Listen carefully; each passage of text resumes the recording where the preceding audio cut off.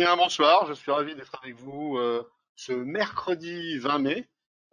C'est Noël Clément qui va justement donc commenter la clôture des marchés européens. Je vous laisse le rappel légal. Nous avons ensuite trois actifs à traiter. Il s'agit du S&P 500, du WTI, du pétrole WTI, et ensuite on terminera par le GBP USD. Et pour commencer donc le S&P 500. J'ai laissé donc pas mal de choses donc, pour gagner du temps aujourd'hui. Ce fameux trading range dont on parle depuis un certain temps, eh bien le voici en clair, puisque là vous avez donc le S&P 500 en H4 et j'ai également laissé le travail que nous avons pu faire donc dans le cadre du live trading avec les clients XTB, sur lequel donc il y a une hypothèse sur le fait que ce trading range que je vais décaler sur la gauche pour laisser la place justement donc à ces structures qui rappellent justement une idée d'une épaule tête épaule de haut de tendance que nous pourrions avoir justement sur le S&P 500. Alors pour rappeler donc l'information, c'est que justement nous sommes en attente puisque là ici nous avons une épaule inversée à gauche, une tête qui pourrait être à cet endroit et une épaule inversée donc sur la droite et qui pourrait être extraites par le haut justement suite aux minutes de la Fed qui vont être publiées ce soir donc à 20h parce que au niveau quand même des statistiques donc il n'y avait pas grand chose même si le marché donc se met vraiment à monter malgré le fait qu'il y ait des doutes sur Moderna puisque manifestement donc les informations que Moderna a données donc aux spécialistes aux experts dans le domaine se trouvaient donc relativement pas peu fiable, mais en tout cas largement insuffisante, donc qui pourrait leur permettre de dire si effectivement donc les avancées sur le vaccin que Moderna donc se vantait d'avoir donc sont réelles. Concernant le GBP/USD qu'on va parler donc que l'on va aborder donc tout à l'heure, eh bien il y a eu des statistiques justement en Angleterre donc au Royaume-Uni sur comme quoi donc au niveau inflationniste c'était pas très bon, c'était même plutôt déflationniste. C'est d'ailleurs pour ça donc que le GBP/USD avait commencé à baisser et après donc c'est repris par la suite et maintenant donc est à nouveau en baisse.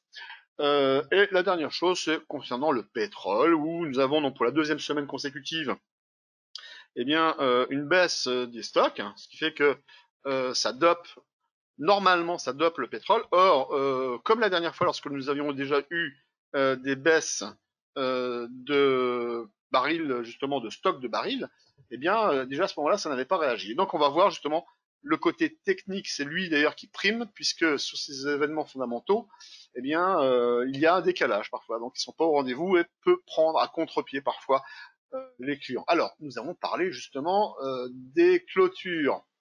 Alors nous avons sur le SN, non, sur le S&P il est en cours. Sur le DAX, nous avons donc une clôture en hausse de 1,34% et donc il se maintient bien évidemment au-dessus des 11 000 à 11 223,71 et le CAC qui lui donc flirte avec les 4 500 puisqu'il clôture à 4 496,98 en hausse de 0,87%.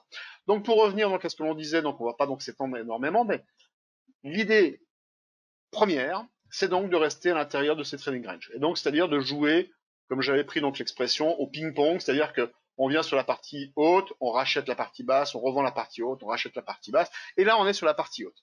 Et c'est pour ça que donc sur l'analyse matinale, donc je parlais donc d'un risque non neutre qui fait que si on venait à passer au-dessus des 2977, 78, mais pas simplement le traverser, mais vraiment le passer avec un chandelier japonais de caractère, donc là on est en H4, eh bien nous pourrions après plutôt rallier la zone qui est donc transformée ici sur cette projection d'épaule des épaules de haute tendance aux alentours des 3147, 3150 à peu près. Ensuite, le pétrole WTI. Là aussi, donc ça a été un sujet qui avait été abordé. Alors la genèse, hein, pour rappeler un peu, on est en H4 ici, et donc l'idée c'était de voir une structure avec ici une épaule de droite, sur une structure en épaule tête épaule inversée, ici une tête inversée, et ici une épaule de gauche. Et il y avait aussi l'idée, l'hypothèse donc d'avoir donc cette ligne de coup. Vous pouvez regarder sur les autres market inside, vous les retrouverez, on y était. Et ce qui est très intéressant, c'est qu'en réalité, eh bien effectivement, cette construction-là donc avait du sens puisque comme toute ligne de coup lorsqu'on les franchit, de la même manière que si on franchit donc un support, on accélère à la baisse, et bien quand on franchit une ligne de coup, on accélère fortement la hausse. Et la recherche, l'hypothèse d'enquêteur, si on peut dire, eh bien c'était justement basé au départ justement sur cette structure qui est en forme de triangle que vous voyez donc ici. Donc là, je vais enlever mon cercle pour avoir accès justement à cette partie-là, puisque je peux donc bouger ensuite donc mes obliques, et on voit très bien que l'on était à l'intérieur d'un corner, et à partir du moment où nous l'avons franchi, eh bien nous pouvions à ce moment-là projeter ce qui avait été donc lancé en hypothèse, eh bien cette fameuse droite haussière qui servait de mât, puisqu'on prenait donc la base euh, que l'on avait justement sur les points bas, sur le pétrole WTI, et donc de les projeter à la sortie du triangle qui nous envoie donc sur un objectif de prix autour des 46, 47. Mais avant, il y aura forcément donc un niveau donc qu'il faudra combattre, qui sera donc le niveau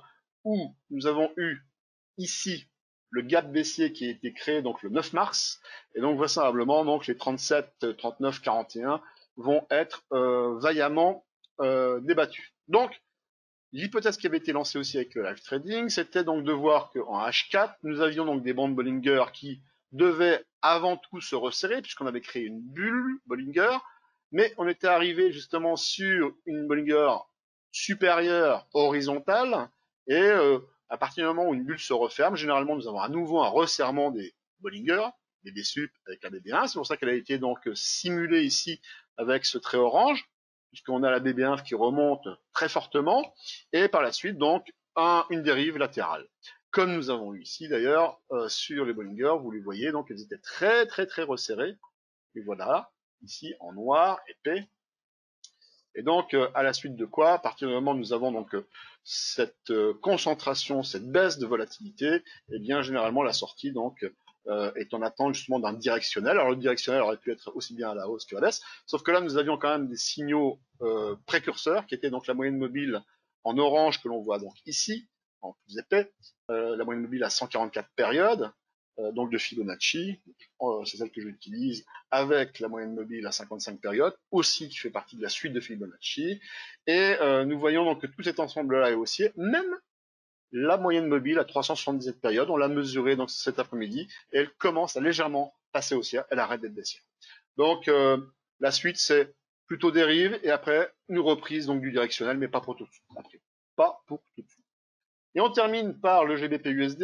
Il y avait aussi donc une hypothèse qui avait été faite donc au travers du de l'analyse matinale, donc d'une recommandation, qui visait donc nous avions ici deux points qui pouvaient ressembler donc à un double top. Ici, une ligne de coup qui pouvait ressembler à ce moment-là donc à une structure en épaule tête épaule, puisque nous aurions ici quelque chose qui rappelle une épaule de gauche, une tête et une épaule. Bon, sauf que là ici, l'épaule et la tête sont quand même relativement au même niveau, mais l'ensemble cohérent reste le même puisque nous avons une ligne de coup. À partir du moment où on le cassait, eh bien on devait revenir sur une première cible que l'on a atteint, donc à 1,21 275. On devait backtester pour revenir sur cette ligne de coup. On vient de le faire. Alors bien sûr, on a un peu méché, si on peut dire, un peu bavé sur cette ligne de coup. On l'a un peu traversé, mais la suite des événements, ce serait donc justement une relance baissière en direction des 1,19. Voilà. Je n'en fais pas plus, je vous souhaite une bonne soirée. En tout cas, protégez-vous au travers de vos stop loss. Et donc, je vous dis à demain. Au revoir, merci.